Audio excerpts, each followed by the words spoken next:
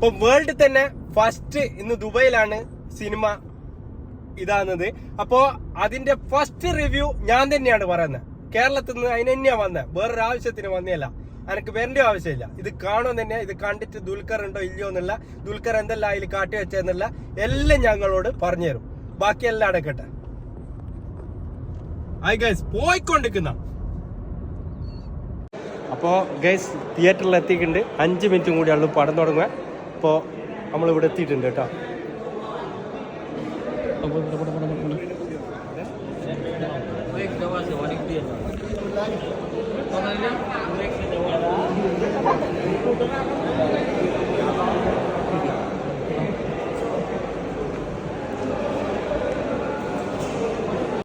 അപ്പോൾ പടം first half കഴിഞ്ഞു.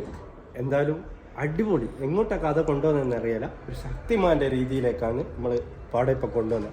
5 മിനിറ്റ് ദുൽഖർ വന്നിട്ട് ഞാൻ പിന്നെ ആകാംക്ഷയായിട്ട് കാത്തു നിൽക്കുന്നത് ഇനിയും ദുൽഖർ വരുമെന്നില്ല. ഇനി സെക്കൻഡ് ഹാഫ് നമുക്ക് കാത്തിരുന്ന് കാണണം ദുൽഖർ വരുമോ ഇല്ലയോ എന്നുള്ള. എന്തായാലും പടം ഹാഫ് ടൈം നമ്മൾ അടിപൊളി എൻജോയ് ചെയ്തു.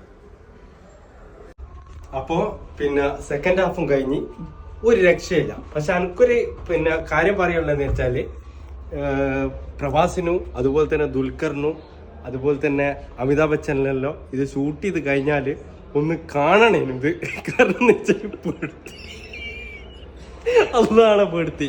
ഇങ്ങനത്തെ ഒരു മൂഞ്ച പടം എൻ്റെ ജീവിതത്തിൽ കണ്ടിട്ടില്ല. എന്തെന്നായി കാട്ടി വെച്ചിരിക്കുന്ന ഇത്തരം വലിയ നടന്മാർ. സിനിമ കാണ്ടി എല്ലാം പോയി മതി.